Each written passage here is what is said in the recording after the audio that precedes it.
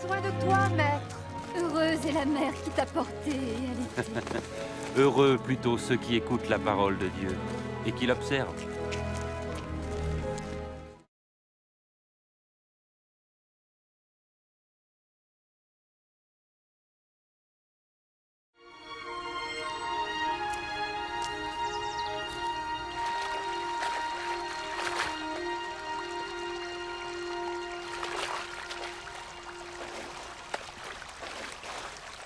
Apprends-nous à prier, comme Jean l'a appris à ses disciples.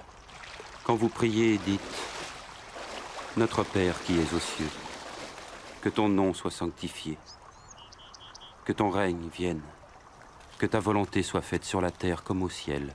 Donne-nous chaque jour notre pain quotidien. Pardonne-nous nos offenses, comme nous pardonnons aussi à ceux qui nous ont offensés. Protège-nous contre la tentation et délivre-nous du mal. »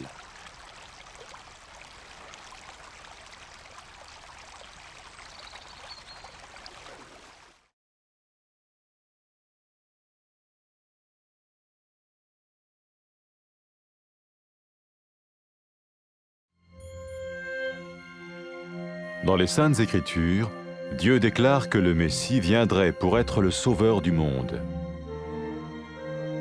La vie de Jésus prouve qu'il est bien celui dont les prophètes avaient parlé. Ésaïe a prophétisé que la Vierge deviendrait enceinte et qu'elle enfanterait un fils. Des siècles plus tard, la naissance de Jésus accomplissait cette prophétie.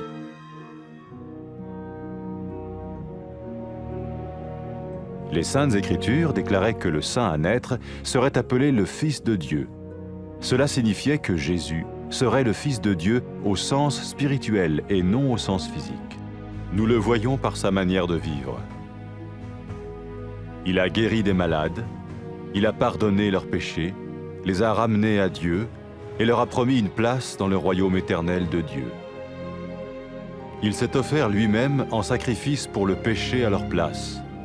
Puis il est revenu à la vie, victorieux sur la mort selon le plan de Dieu. Jésus a dit « Personne ne me prend la vie, mais je la donne de ma propre volonté. »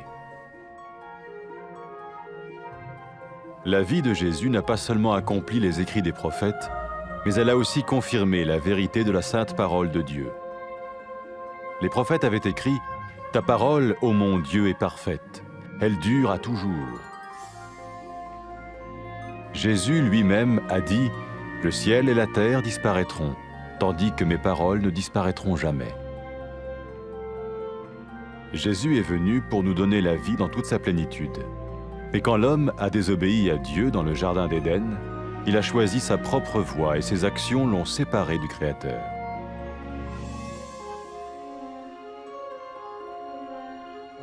Les Saintes Écritures déclarent que tous ont péché et que le salaire que paye le péché, c'est la mort. Il s'agit de la mort spirituelle, éternelle séparation d'avec Dieu.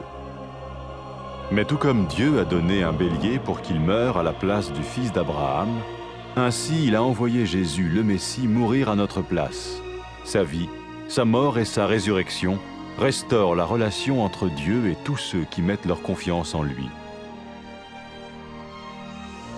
Maintenant, non seulement Jésus pardonne les péchés de ceux qui le suivent, mais il les sauve aussi du jugement éternel de Dieu. Ils sont sûrs d'aller au paradis et de vivre avec lui pour toujours. C'est cette vie et cette liberté de la culpabilité et du pouvoir du péché que Jésus offre à chacun aujourd'hui. Cela ne veut pas dire suivre une religion, mais choisir d'avoir foi en Jésus qui dit « Je me tiens à la porte et je frappe. Si quelqu'un entend ma voix et ouvre la porte, j'entrerai chez lui. » Cela veut dire se tourner vers Dieu et croire que Jésus vient dans nos vies pardonner nos péchés et nous rendre tels qu'il veut que nous soyons. Il ne suffit pas d'approuver intellectuellement ce qu'il dit, ni de vivre une expérience émotionnelle. Nous le recevons par grâce, au moyen de la foi, par un acte de notre volonté. Lorsque quelqu'un est prêt à suivre Jésus le Messie, il peut lui parler par une simple prière. Peut-être êtes-vous prêt maintenant à ouvrir votre vie à Dieu. Si oui, vous pouvez vous joindre à la prière suivante, silencieusement. dans votre cœur. Seigneur Jésus, j'ai besoin de toi. Merci d'être mort sur la croix pour mes péchés.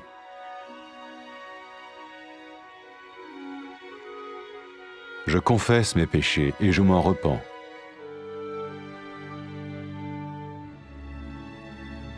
Je t'ouvre la porte de ma vie et je te reçois comme mon Sauveur et Seigneur.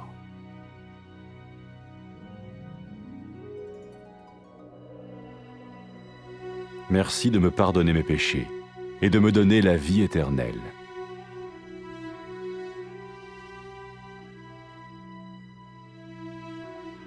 Fais de moi le genre de personne que tu veux que je sois. Maintenant que je deviens l'un de ceux qui te suivent. Amen.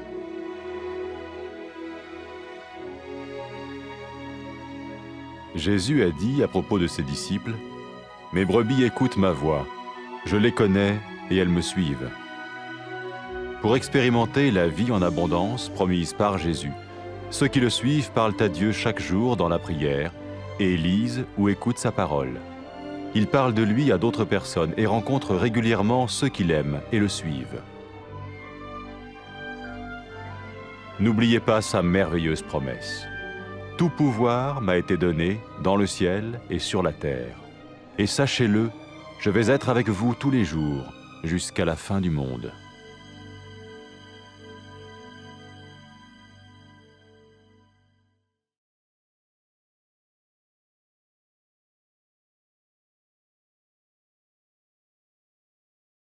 Nous avons besoin de toi, Maître. Heureuse est la mère qui t'a porté et allaité. Heureux plutôt ceux qui écoutent la parole de Dieu et qui l'observent.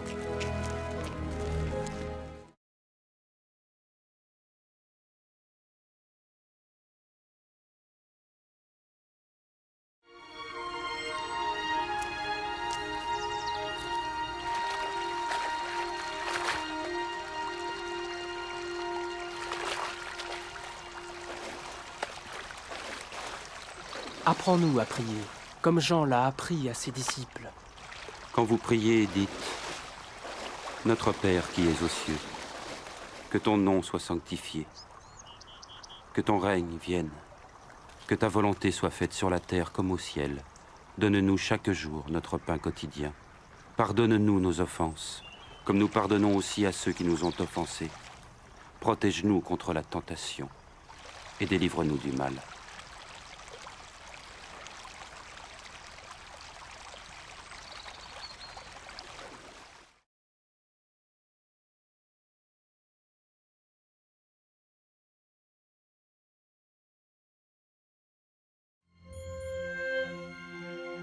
Dans les Saintes Écritures, Dieu déclare que le Messie viendrait pour être le Sauveur du monde.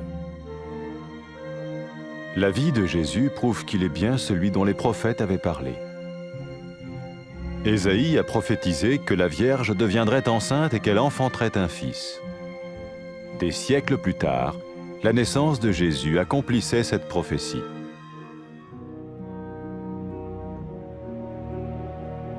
Les Saintes Écritures déclaraient que le saint à naître serait appelé le Fils de Dieu. Cela signifiait que Jésus serait le Fils de Dieu au sens spirituel et non au sens physique. Nous le voyons par sa manière de vivre. Il a guéri des malades, il a pardonné leurs péchés, les a ramenés à Dieu et leur a promis une place dans le royaume éternel de Dieu. Il s'est offert lui-même en sacrifice pour le péché à leur place. Puis il est revenu à la vie, victorieux sur la mort selon le plan de Dieu. Jésus a dit « Personne ne me prend la vie, mais je la donne de ma propre volonté. » La vie de Jésus n'a pas seulement accompli les écrits des prophètes, mais elle a aussi confirmé la vérité de la sainte parole de Dieu. Les prophètes avaient écrit « Ta parole, ô mon Dieu, est parfaite, elle dure à toujours. » Jésus lui-même a dit « Le ciel et la terre disparaîtront, tandis que mes paroles ne disparaîtront jamais. » Jésus est venu pour nous donner la vie dans toute sa plénitude. Et quand l'homme a désobéi à Dieu dans le jardin d'Éden, il a choisi sa propre voie et ses actions l'ont séparé du Créateur.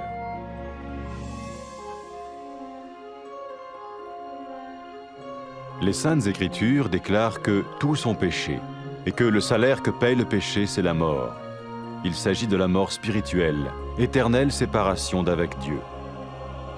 Mais tout comme Dieu a donné un bélier pour qu'il meure à la place du fils d'Abraham, ainsi il a envoyé Jésus, le Messie, mourir à notre place. Sa vie, sa mort et sa résurrection restaurent la relation entre Dieu et tous ceux qui mettent leur confiance en lui. Maintenant, non seulement Jésus pardonne les péchés de ceux qui le suivent, mais il les sauve aussi du jugement éternel de Dieu. Ils sont sûrs d'aller au paradis et de vivre avec lui pour toujours. C'est cette vie et cette liberté de la culpabilité et du pouvoir du péché que Jésus offre à chacun aujourd'hui. Cela ne veut pas dire suivre une religion, mais choisir d'avoir foi en Jésus qui dit « Je me tiens à la porte et je frappe. Si quelqu'un entend ma voix et ouvre la porte, j'entrerai chez lui. »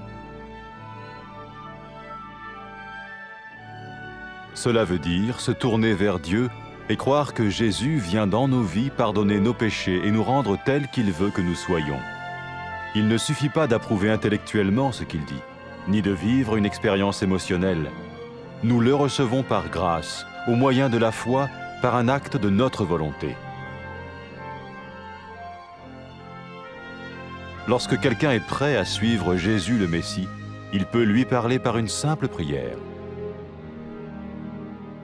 Peut-être êtes-vous prêt maintenant à ouvrir votre vie à Dieu. Si oui, vous pouvez vous joindre à la prière suivante, silencieusement, dans votre cœur. Seigneur Jésus, j'ai besoin de toi. Merci d'être mort sur la croix pour mes péchés.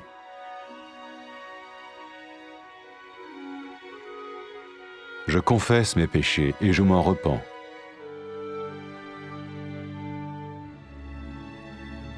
Je t'ouvre la porte de ma vie et je te reçois comme mon Sauveur et Seigneur.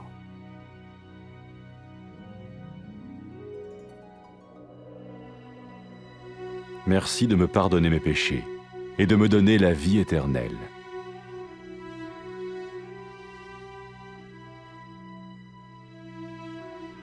Fais de moi le genre de personne que tu veux que je sois. Maintenant que je deviens l'un de ceux qui te suivent. Amen.